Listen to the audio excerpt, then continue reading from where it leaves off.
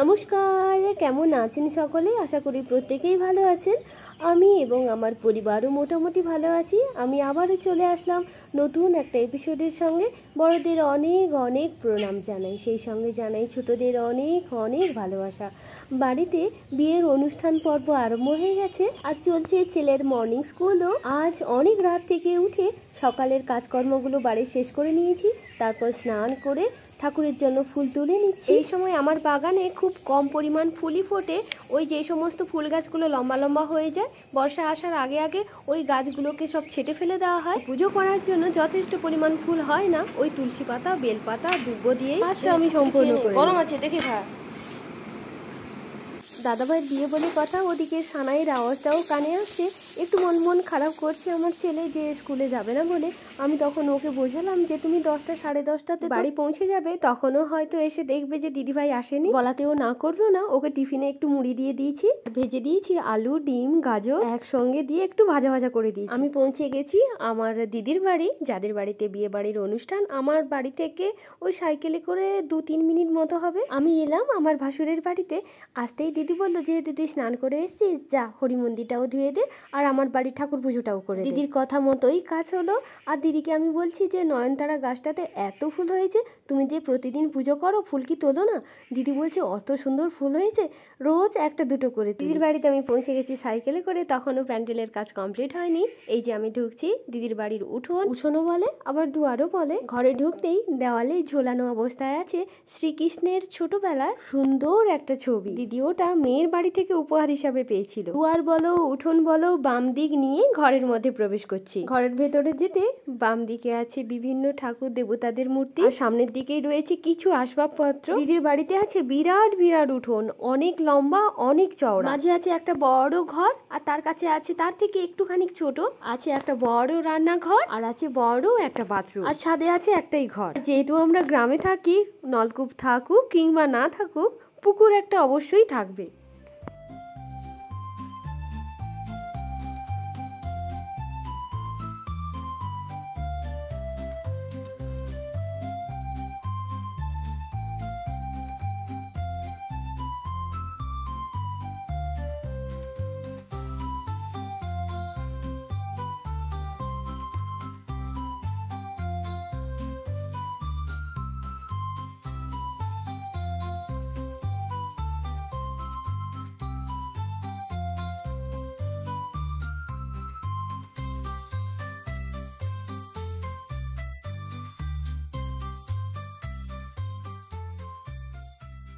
আমি যেদিনের গল্পটা তোমাদের সঙ্গে করছি ওই দিনটি ছিল 29শে বৈশাখ। ওই দিন সকালবেলা কিন্তু পাত্রকে বরণ করতে আসে মেয়ের বাড়ির থেকে। অতিথিরা আসবেন আর আপ্যায়নের ব্যবস্থায় খাওয়া দাওয়া থাকবে না তো হতেই পারে না। জল খাওয়ার থাকে, ভাত খাওয়ার থাকে। আসবে 25-30 জনের মতো। আর আমাদের বাড়ির আত্মীয়রা তখন এসে পৌঁছয়নি। রান্নার ঠাকুর মশাইও চলে এসছে, আর কিছু মাছ এসছে, আরো কিছু মাছ বাকিও আছে। যে অনেকগুলো চিংড়ি মাছ নিয়ে বসছিল, ওগুলো ছাড়াতে অনেক বেলা হয়ে যাবে, তাই আমি ওর হাতে হাতে একটু হেল্প করে দিলাম। আমার দিদি করছে ছেলের জন্য পায়েস। উনুনে যে পায়েস করছে আমার দিদির ভাইয়ের স্ত্রী। এবার আমি চলে এসেছি আমাদের ছেলের যেখানে আইবুড়ো ভাতটা দেওয়া হবে ওই জায়গাটাকে একটুখানি সাজিয়ে দিতে। আর আমাদের বাড়িতে কিন্তু আইবুড়ো ভাত অনেকদিন আগে থেকে দেওয়া হয় না, আর আইবুড়ো ভাতটাও ঠিক নয়। বিয়ের দিন সকালবেলা সময় দেখে, শুভ সময় দেখে ওই নতুন বস্ত্রে, মানে আমাদের ধুতি আর গেঞ্জি দেওয়া হয়, ওগুলো পরে বড়দের প্রণাম করে বড়দের আশীর্বাদ মাথায় নিয়ে শুভ কাজটি আরম্ভ করা হয়। ছেলের জীবনে শুরু হলো আর এক নতুন অধ্যায়। আইবুড়ো ভাত সেই অর্থে আমাদের ফল আর মিষ্টি দেওয়া হয়। আমাদের বাড়িতে আত্মীয়রা কিন্তু আসেন বিয়ের দিনই আসেন, আবার কিছু কিছু আত্মীয় বিয়ের আগের দিন থেকেও চলে আসেন। তবে আত্মীয়রা যে আসেন ছেলের জন্য থাকে ফল মিষ্টি, আর সঙ্গে থাকে যে যার পছন্দের মতো বস্ত্র, নতুন বস্ত্র। আমাদের বাড়ির ছেলের আইবুড়ো নামটি এইভাবে ঘোচানো হয়, ফল আর মিষ্টি দিয়ে। প্রথমে কিন্তু ওই আইবুড়োটা মাই খাওয়া। আত্মীয়রা কিংবা আমরা ছেলের পছন্দ অনুসারে আমরা দিতে পারি, কিন্তু বাড়ি থেকে ধুতি আর গেঞ্জিটা অবশ্যই দিতে হয়।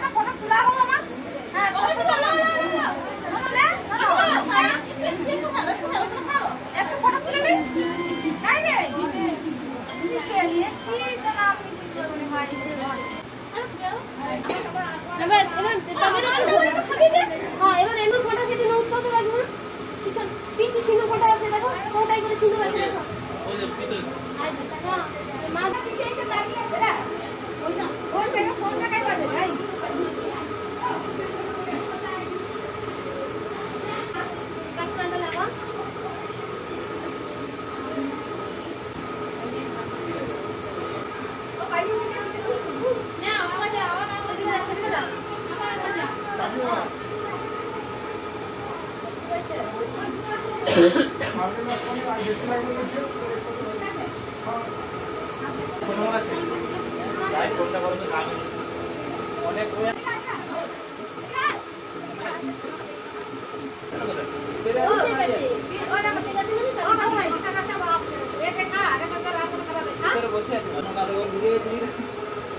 দেখতে বলো বাইরে বসে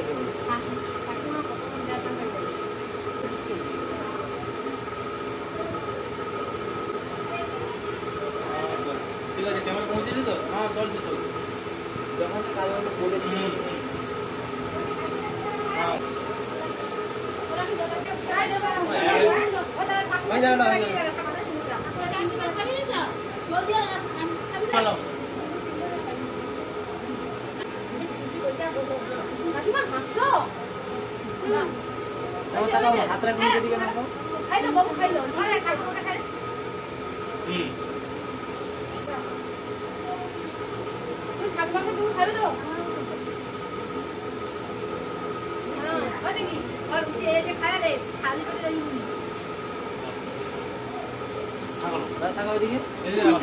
ঠাকুমা উল্টিছে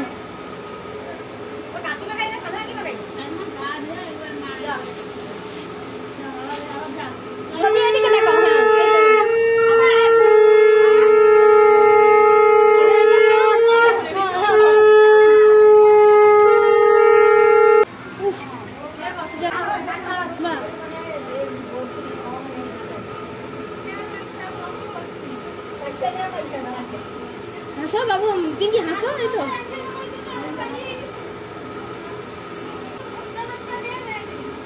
বাবু যেরকম হাসে এই তো হাসো, ব্যাস ঠিক আছে।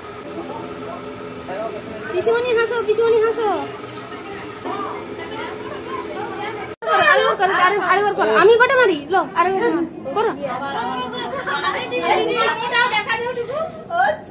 বিয়ে বাড়িতে ক্যামেরাম্যান থাকবে না, হতেই পারে না, তাই বিভিন্ন পোজে চলছে ফটো তোলা। আর আমার ছেলের চলছে আইবুড়ো। আর প্রথম তোমরা দেখলে যে আইবুড়ো দেওয়ার সময় অনেক ছোট ছোট ছেলেমেয়েরা বসছিল। হ্যাঁ, আমাদের বাড়ির নিয়মে এভাবেই থাকে, যখন যখন প্রথম আইবুড়ো দেওয়া হয় ওই ছোট ছোট ছেলে মেয়েদের বসাতে হয়। কখন ওই দাদাভাই তাদের খাইয়ে দিচ্ছে, দাদাভাইকে তারা খাইয়ে দিচ্ছে। এভাবে ধীরে ধীরে সময়টা চলতে চলতে আমরা সেই শুভক্ষণে চলে এসেছি, অতিথিরা চলে এসছে। আর বিয়ে বাড়ির পান, মুখে পান না থাকলে তো বিয়ে বাড়ির কথাই হয় না। অতিথিদের জন্য চলছে শরবতের ব্যবস্থা, নুন চিনি লেবু দিয়ে শরবত, একদম সাদামাটা গ্রাম্য বিয়ে বাড়ি। ওই যে কোমরে হাত দিয়ে দাঁড়িয়ে আছে আমার ভাই। বুঝলে না তো, আমার দেওয়া একজন স্কুল টিচার। আমাদের বাড়িতে কিন্তু তুলনামূলকভাবে টিচারের সংখ্যাটা একটু বেশি। যা গরম পড়েছে, জল ছাড়া তো বাঁচাই যায় না। আমাদের বাড়ির ছেলের জন্য মেয়ের বাড়ির থেকে ওই সমস্ত তত্ত্বগুলো চলছে। নারায়ণের জলযোগের ব্যবস্থা। আমাদের পুরনো বাড়ি থেকে সমস্ত জায়গা চলে এসছে, আমরা সবাই মিলে প্লেটগুলোকে একটু সাজিয়ে দিচ্ছি, হাতে হাতে সবাই মিলে কাজ করছি। আর অনেক মেয়েরা যেখানে থাকবে, কথার থেকে কাজটা একটু কমই হবে। তার জন্য আছে আমাদের দিদি, ওয়ার্নিং দিচ্ছে মাঝে মধ্যে, কথা কম বলে ফল আর মিষ্টিগুলো হিসেব করে প্লেটে সাজা। আমার ভিডিওগুলো একটার পরে একটা জুড়ে সুন্দর করে আস্তে আস্তে দেখতে থাকো, তাহলেই বুঝতে পারবে মেদিনীপুরের একদম সাধারণ মধ্যবিত্ত বাড়ির বিয়ে বাড়িগুলো কেমন। তবে হ্যাঁ, বিভিন্ন জায়গায় বিভিন্ন রকম নিয়ম কানুন গুলো থাকে। নিয়ম কানুন গুলো আলাদা থাকতেই পারে, কিন্তু মূল চিন্তা ভাবনা গুলো একই থাকে। যেমন ধরুন, বাবা মাকে তো অনেক অনেক ভালোবাসবো, অনেক ভালো রাখবো, নিজেরা ভালো থাকবো, অপরকে ভালো রাখবো, সুন্দর মনের মানুষ। Thank you and God bless you.